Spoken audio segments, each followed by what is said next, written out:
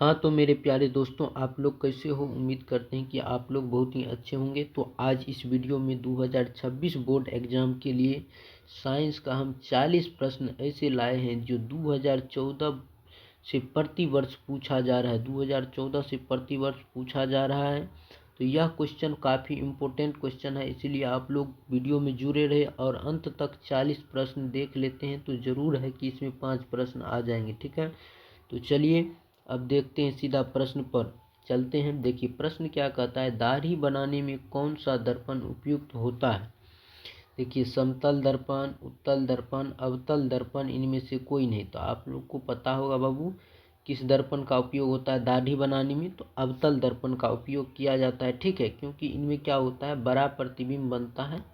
ठीक है, इसीलिए इसका प्रयोग किया जाता है। ठीक है, चलिए अब अगला प्रश्न देखिए क्या कहता है। अगला प्रश्न है, किस दर्पण में बड़ा प्रतिबिंब बनता है? देखिए समतल दर्पण में नहीं। समतल दर्पण में क्या होता है, समान आकार का प्रतिबिंब बनता है।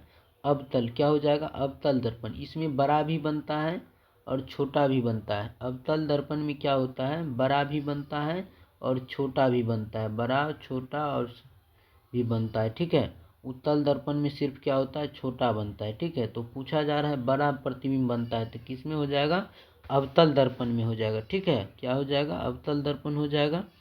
चलिए अब अगले प्रश्न की ओर बढ़िए। देखिए अगला प्रश्न कहता है, अवतल लेंस में आवर्धन बराबर होता है। देखिए आवर्धन बराबर होता है, आवर्धन m बराबर क्या होता है, v/u होता है। क्या होता है, v/u होता है, जो कि प्रतिबिंब की ऊंचाई और वस्तु की ऊंचाई का अनुपात होता है। ठीक है, तो m बराबर क्या होता है, v/u। तो क्या हो जाएगा, डी आंसर हो जाएगा करेक्ट, v/u। चलिए अगले प्रश्न की ओर बढ़िए।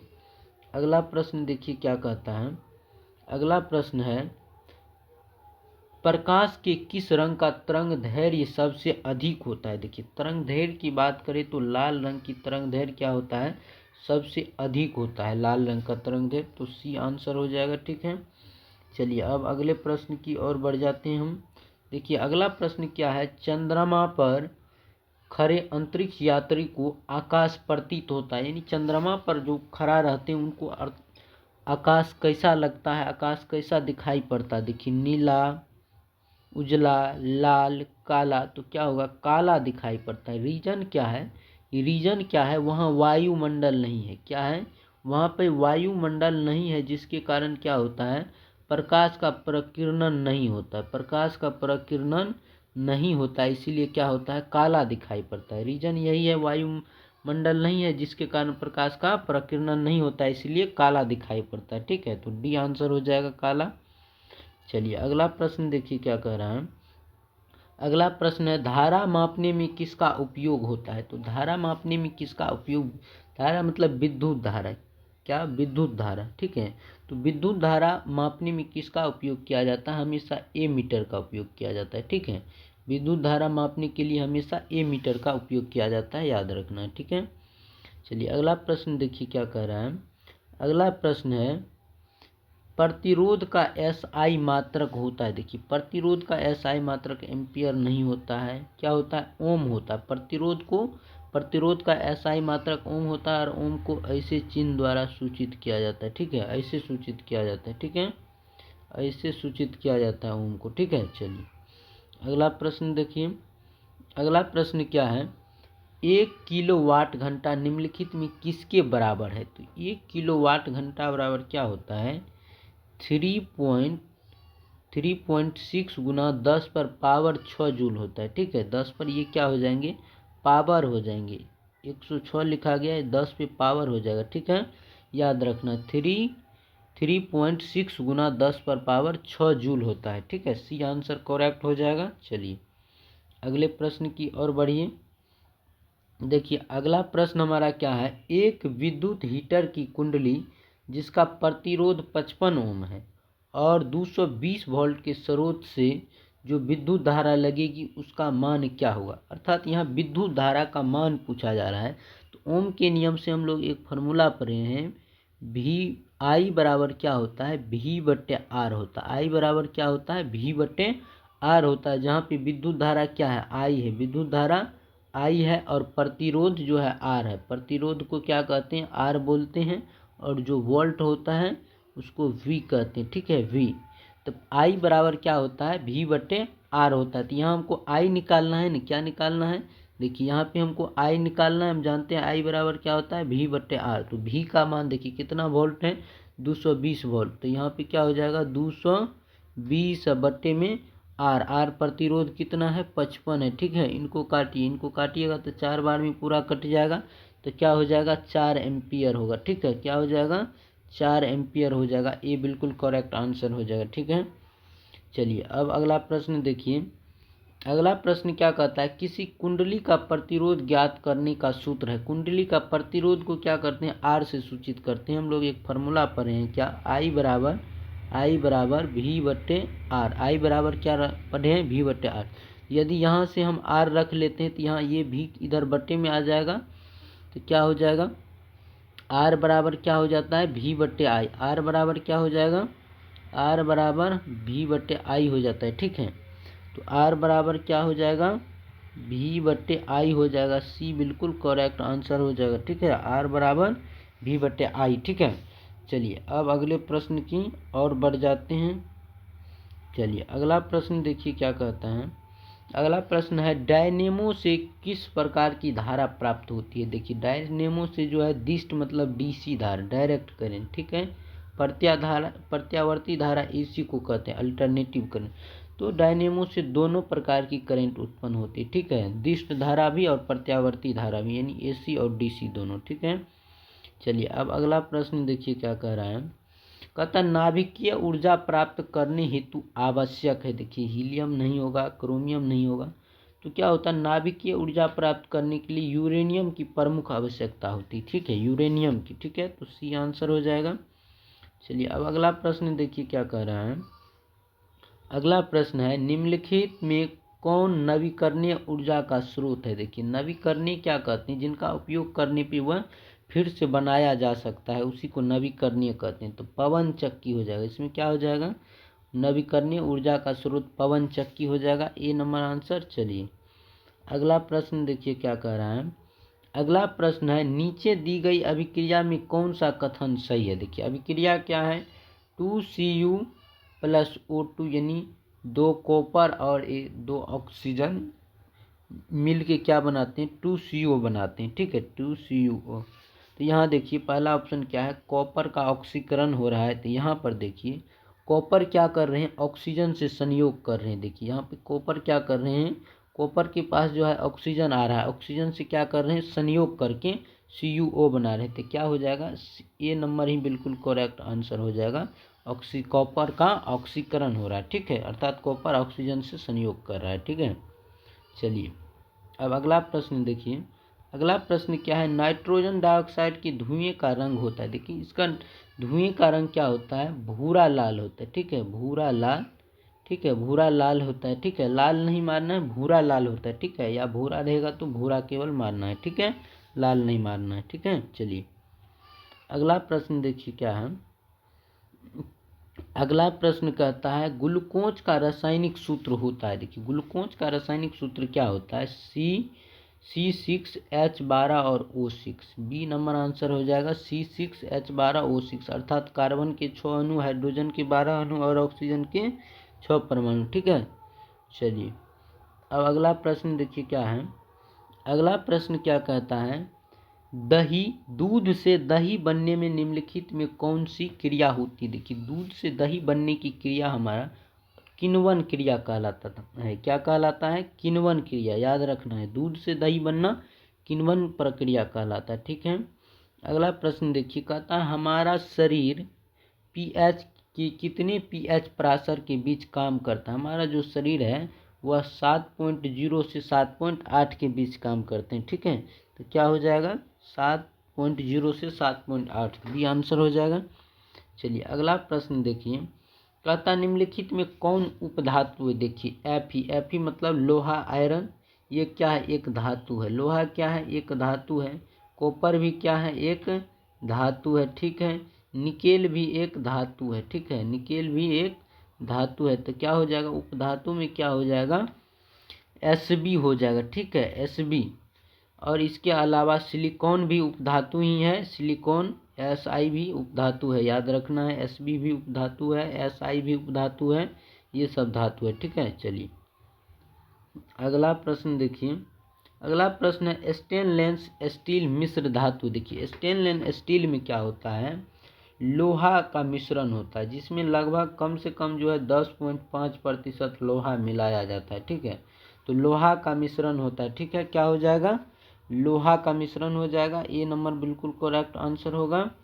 चलिए अगला प्रश्न देखिए, कहता है शुद्ध सोना कितने कैरेट का होता है। देखिए शुद्ध सोना जो होता है वह 24 कैरेट का होता है। कितने कैरेट का होता है, 24। जिस सोना का जो है हम जबर बनाते हैं पहनने के लिए, वह 22 कैरेट का होता है, ठीक है। कितने कैरेट का होता है, जबर बनाने वाले सोना कितने कैरेट का होता है, 22 कैरेट। चूँकि जो 24 कैरेट का सोना होता है वह उस सोना का क्या होता है, जबर नहीं बनता है, ठीक है।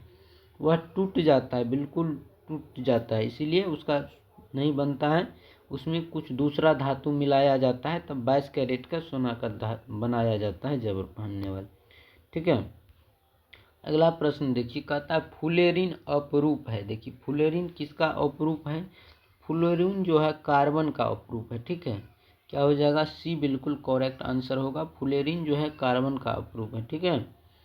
चलिए अगला प्रश्न देखिए, कहता है CnH2n+2 किसका सामान्य सूत्र है। देखिए CnH2n+2 जो है एल्केन का सामान्य सूत्र होता है, ठीक है।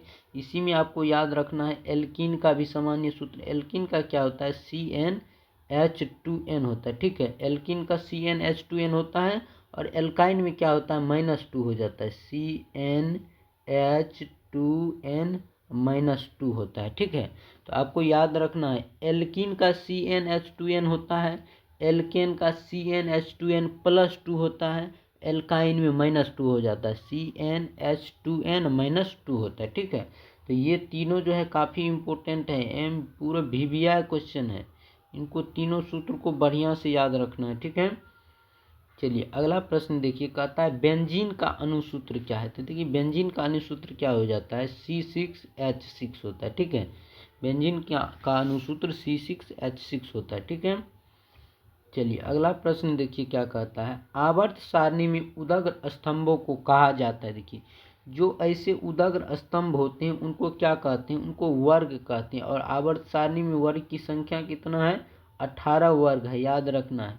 और जो इस तरह से हॉरिजॉन्टल रहता है इस प्रकार से, उसको आवर्त बोलते हैं, ठीक है। आवर्त की संख्या कितनी है, 7 है, याद रखना। आवर्त जो है कुल 7 है और वर्ग समूह की संख्या कितनी है, 18 है, याद रखना है, ठीक है। चलिए अगला प्रश्न देखिए क्या कहता है, अक्रिय तत्व कौन सा है। देखिए कार्बन नहीं है।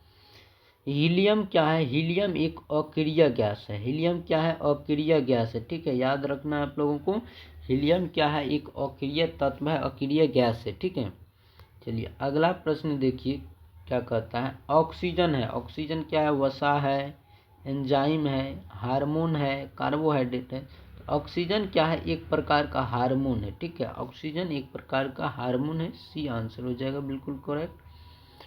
चलिए अगला प्रश्न देखिए, कहता आहार नाल का सबसे लंबा भाग है। तो आहार नाल का जो सबसे लंबा भाग होता है वह छोटी आंत होती है, जिसकी लंबाई जो है 6 से 7 मीटर होती है। याद रखना है लंबाई कितनी होती है, 6 से 7 मीटर होती है, छोटी आंत हो जाएगा, ठीक है। चलिए अगला प्रश्न देखिए, अगला प्रश्न क्या कहता है, कीटों में प्रमुख श्वसन अंग होता है। देखिए जो कीट होते हैं उनमें जो प्रमुख श्वसन अंग होते हैं वो ट्रेकिया होते हैं। वह ट्रेकिया के माध्यम से ही क्या करते हैं, सांस लेते हैं, ठीक है। गिल कोष्ठ मछली में होते हैं, ठीक है। फेफड़ा मनुष्य में होते हैं, गिल्स भी मछली में ही होते हैं, ठीक है। चलिए अगला प्रश्न देखिए, कहता है मनुष्य में कौन उत्सर्जी अंग नहीं है, यानी उत्सर्जन की क्रिया किससे नहीं होती। देखिए फेफड़ा भी क्या है, एक उत्सर्जन प्रक्रिया है, यकृत भी है, वृक्क भी है, अग्नाशय। अग्नाशय क्या है, ये उत्सर्जन की क्रिया नहीं, यह पाचन से संबंधित है। अग्नाशय क्या है, पाचन से संबंधित है, जो पाचन करने का काम करती है अग्नाशय, ठीक है। तो यहाँ पूछ रहे कौन उत्सर्जी नहीं है, तो अग्नाशय नहीं है उत्सर्जी, ठीक है। चलिए अगला प्रश्न देखिए, कहता है क्लोरोफिल वर्णक का रंग होता है। देखिए क्लोरोफिल वर्णक जो पत्ती में क्लोरोफिल होता है उसका रंग क्या होता है, हरा होता है। क्या हो जाएगा, ए आंसर हो जाएगा हरा। ठीक है, उसी के कारण जो है प्रकाश संश्लेषण की क्रिया होती है। अगला प्रश्न देखिए, कहता है इंसुलिन की कमी के कारण कौन सा रोग होता है। देखिए इंसुलिन की कमी के कारण जो है मधुमेह रोग हो जाता है। कौन सा रोग हो जाता है, मधुमेह रोग हो जाता है, तो बी आंसर हो जाएगा। चलिए अगला प्रश्न देखिए, अगला प्रश्न है रक्त में आयरन की कमी से होने वाला रोग। आयरन की कमी से एनीमिया रोग होता है। एनीमिया नामक रोग जो है आयरन की कमी से हो जाता है। ठीक है, अगला प्रश्न देखिए, मानव में डायलिसिस थैली है। देखिए डायलिसिस थैली किसको कहते हैं, नेफ्रॉन को कहा जाता है। ठीक है, डायलिसिस थैली किनको कहते हैं, नेफ्रॉन को। जो वृक्क होता है, वृक्क, किडनी, ठीक है, उनके माध्यम से यदि किडनी फेल हो जाता है तो उसका क्या होता है, डायलिसिस होता है। ठीक है, तो डायलिसिस की जो थैली होता है उसको नेफ्रॉन को ही कहा जाता है। ठीक है, चलिए अगला प्रश्न देखिए, कहता है पुष्पी पौधे में लैंगिक जनन किसके द्वारा होते हैं। जो पुष्पी पौधा होता है वह लैंगिक जनन पुष्प के द्वारा होता है। किसके द्वारा, देखिए पत्तियों के द्वारा, तने के द्वारा, फूलों के द्वारा, बीज के द्वारा। यानी फूलों के द्वारा ही, फूल को ही क्या कहते हैं, पुष्प कहते हैं। क्या हो जाएगा, सी आंसर हो जाएगा, फूलों के द्वारा। ठीक है, चलिए अब अगला प्रश्न देखिए, कहता है मुकुलन द्वारा प्रजनन किस में होता है। देखिए मुकुलन द्वारा जो प्रजनन होता है ईस्ट और हाइड्रा में होता है। ईस्ट के अलावा और किस में होता है, हाइड्रा में होता है, याद रखना हाइड्रा। पर मुकुलन द्वारा प्रजनन जो है ईस्ट और हाइड्रा में होता है। ठीक है, याद रखना हाइड्रा में भी होता है, ईस्ट हो जाएगा इसका आंसर। चलिए अगला प्रश्न देखिए, कहता है प्राकृतिक चयन का सिद्धांत किसने दिया था। प्राचीन चयन का सिद्धांत कौन दिए थे, डार्विन दिए थे। ठीक है, कब दिए थे, 1859 ईस्वी में दिए थे। ठीक है, याद रखना 1859 ईस्वी में दिए थे डार्विन। ठीक है, चलिए अगला प्रश्न कहता है द ओरिजिन ऑफ स्पीसीज नामक पुस्तक किसने लिखी थी। तो डार्विन ने ही लिखी थी और इसी में यह नियम दिया गया था। ठीक है, तो डार्विन हो जाएगा, 1859 ईस्वी में लिखे थे। ठीक है, चलिए अगला प्रश्न देखिए, कहता है अपघटक का उदाहरण है। देखिए अपघटक का उदाहरण कौन है, देखिए गाय में नहीं होता है, बाघ में नहीं होता है, घास में नहीं हो, किस में होता है अपघटक, कवक में होता है। जो फंगी होता है उसी में अपघटक की क्रिया होती है। ठीक है, यानी अपघटक मतलब मरने के बाद जो है वह सर गल जाता है। ठीक है, और अपघटन की क्रिया उसी में होती है। ठीक है, तो कवक में होती है अपघटन की क्रिया। ठीक है, अगला लास्ट प्रश्न है टिहरी बांध का निर्माण किस देश में किया गया है। देखिए टिहरी बांध का निर्माण जो है उत्तराखंड में किया गया था। ठीक है, तो 40 प्रश्न क्लियर है हमारा। आप लोग को 40 में कितना प्रश्न याद था, आप लोग कमेंट करके बताइएगा 40 में आपने कितना प्रश्न सही किए।